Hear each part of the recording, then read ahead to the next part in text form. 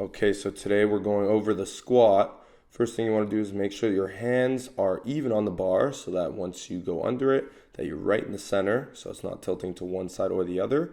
You've got your set position here on the screen. Very important that your feet have your toes pointed outwards and that your knees track over your toes, so don't let the knees cave inwards. That's going to put a lot of unwanted pressure on the knee.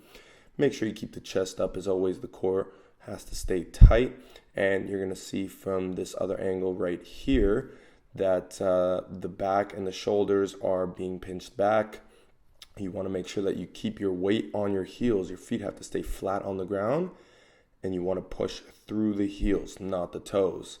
And you want to go below parallel, because stopping at parallel or above it will put, again, more pressure on the knees. So go as low as you can. Try to get below parallel. If you can't, you got to work on some mobility.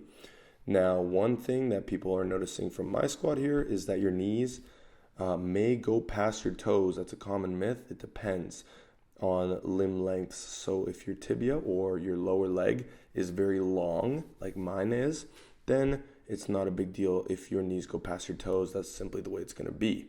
Now, for some bad form technique here, a very common one is lifting the heels off the ground when you squat, putting all that weight on the toes. Again, this is going to put serious pressure on the knee, and you're going to lose your balance potentially and hurt yourself that way. The second common bad form is leaning forward when you come down, not keeping the core engaged and dropping the chest. This also happens by looking down. So make sure you look up, keep that chest tall, and perform the proper squat.